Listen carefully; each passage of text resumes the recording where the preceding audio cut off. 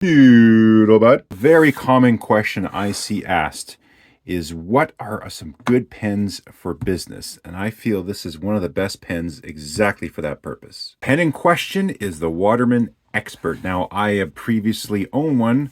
This is the Expert 3 in the black. Very, I call this the sleeper pen, just your very classic standard pen.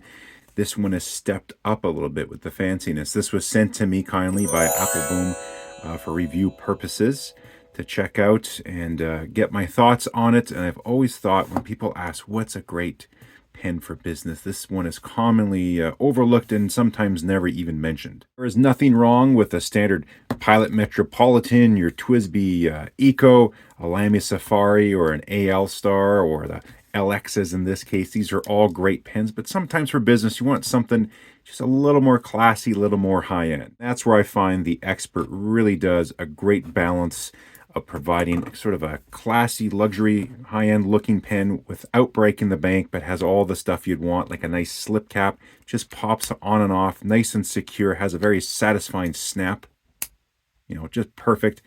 Good looks. Obviously, you can go plain Jane, or you can step it up a notch with this version. This is in blue. They call this the l'essence de bleu, and very, very nice. The cap posts on here securely. Also, that snaps into place too. It's never going to fall off on you. And if you got a larger hand, you want to post it, it holds great, long enough too, where it's, if you don't want to post the pen, it works fantastic as well. I just think if there is a business pen I need for a business trip, this has got to be one of the ones I'm always going to bring with me. One of the categories a really reliable business pen has to have is the nib doesn't dry out. I inked mine a while ago, my personal one here. I don't know, it's been several months. I've been a bad boy. I should have cleaned it out and stored it away all nice and dry, but I didn't. I got this one out just for this video to compare the two.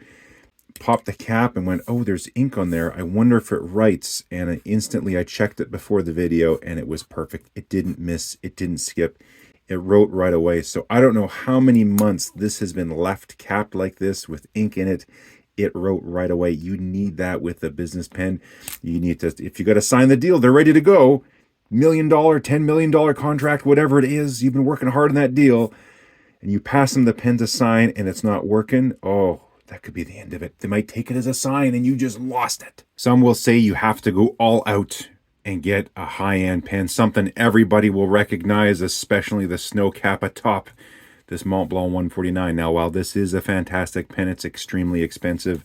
And I really don't think that that's going to make or break a deal. If you're hinging on a status symbol for business transaction to occur, I don't think you know what you're doing in business. Now, the TWSBI Eco, Pilot Metropolitan, both are great pens, very affordable. Almost everyone gets one once you get into fountain pens. And of course, you could use these for business, right? But I do find that the Waterman Expert just strikes the right balance for that classic styling that everyone can see. It looks like a sophisticated, high-end pen, which it is, but it's not over the top expensive. It's reliable, the snap cap, all that stuff. I think this is just sort of in that sweet spot of a beautiful, affordable, and reliable pen like that. Let's get you up close so you can see the finer details. Now, this one here, this is the Waterman Expert 3, and on the Appleboom site, this says Waterman Expert l'essence de bleu CT. Now, I don't know exactly what the CT stands for, but it does say just Expert, and I know there's also an Expert 2. This, I was looking side by side, and I was looking up the changes. This has all the features and exact same styling as an Expert 3. So in all intents and purposes, this is an Expert 3. I just don't know all the depth of the naming, what the CT stands for and all that. But here we go. You can see the Waterman Paris in the cap there. On the back, it has your France, or France, if you want to say it that way. These beautiful waves that run up here. The detail work is gorgeous. Classic clip. They always have that little cutout in there, the little W for the Waterman. Just really nice. It's got that little Waterman logo at the top there in the finial. A little bit of a slant to it as well. I like that styling. I think it just makes it look a little bit sharper. Band down here, that's what holds the cap, and just a polished back finial there. Pops off snap cap, like I told you. Really nice, secure. Just a perfect snap. It's really, really nice. Really well done. Secure enough, but not too tight where it's hard to get off. You reveal your Waterman stainless steel nib. This one here is in fine. I have this other one over here. This is a medium, so we'll do a little writing. I'll compare the two so you can see. And there you go, nice little grip section. It's got a taper to it. This doesn't bother anybody with step down, so if you're a low gripper, high gripper, you're gonna be quite comfortable. And I really do enjoy how they do this with the cap. It posts nice and deep. You can see just the ratio, how deep it goes down into the body. So it's quite nice, and that just perfect little click onto there as well. You can rotate the cap. It's not sloppy on there. It just has that right amount of kind of friction. So you're on there, it's not slopping around your hand. But yeah, keeps the cap on nice and secure. Obviously, now you just unscrew the barrel, and it reveals a converter, I should say, which it's not included with the pen. That's one weird thing I find with the Waterman pens. You pop the bottom here of the box. It's got your instructions. Well, not really instructions, just more warranty. Includes the long, not converter, cartridge, I should say. But they don't include a converter. That is one thing I find odd. I mean, Waterman invented, really, the fountain pen. The whole idea of keeping the ink in there like that.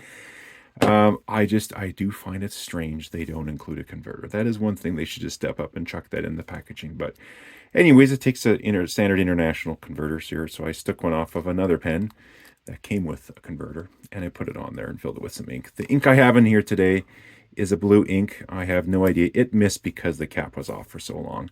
It's a nice blue ink. You're going to ask me what color it is, and I will tell you I have no idea. I can't remember. But it's a nice ink. I think it looks quite well with the pen. Whatever it's called, I don't know.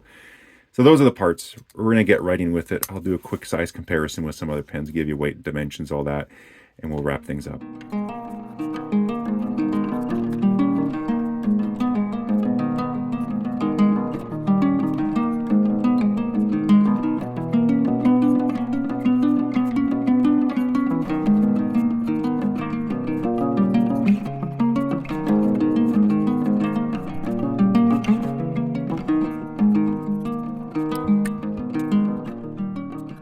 Here's a quick look at the writing sample you saw there in the video.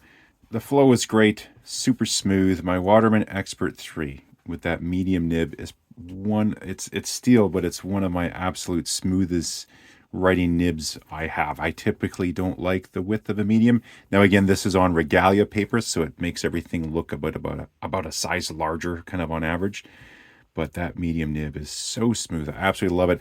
I did a quick little writing sample. This is on the standard sort of Rhodia paper here. So there's the fine, the medium. Just as a comparison, this is a Jowo medium. You can see they're pretty darn close. You get a little variance in ink. This ink is a little bit dry, but against other mediums, it's pretty much bang on, maybe a touch wider than other ones, but really close. And here's a couple other fine nibs. So there's a Jowo fine, the Waterman fine. There's a Bach gold fine at 14K. They're all right in there. The gold's a little bit juicier, but yeah, with a Jowo fine, it's exactly the same nib width on Rhodia paper. I also find the pen has a really nice weight to it. Sometimes people associate a little bit of weight with better quality, and I think this is great. Right around, that 30 gram mark is sort of a sweet spot. This is at that 29 grams. The cap, how much does that have?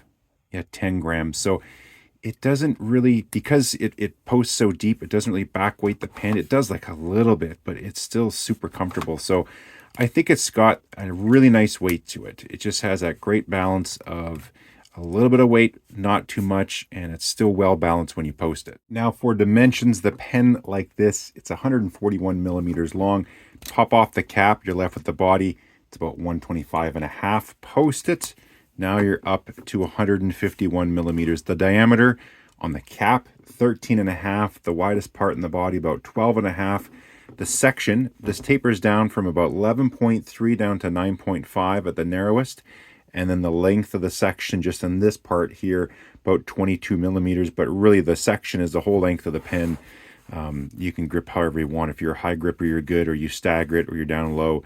The whole body and section here are fair game. Visual size comparison, we have a Lamy LX, the Waterman, then a Lamy 2000 Pilot Metropolitan TWSBI Eco. Now one more time, the same pens, just with the caps off. So final thoughts, likes and dislikes with this Waterman Expert. I really do prefer this particular color combo, the waves on the cap over just the standard black one I have.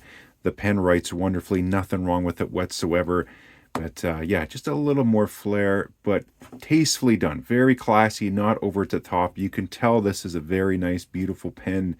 But yeah, you're not breaking the bank totally on something like that. Overall, the build quality is great, works wonderfully, it seals great, everything about it. I really enjoy the pen. The clip too, I thought I would just kind of chat a little bit about that, because in business, maybe you're putting it in your shirt pocket. My dress shirts don't have the front pocket. I don't like that, so I don't get them done with that. I do wear suit jacket. This fits over the front breast pocket or the inside pocket in a suit, no problem. So the clip is like nice and functional, but it's quite nice and easy to get in and out of a suit pocket, something like that. So that's working really well. The only thing that comes to mind with it is the fact they don't include a converter. I guess it's a bit of a Lammy play. I don't get that, why they don't just include a converter.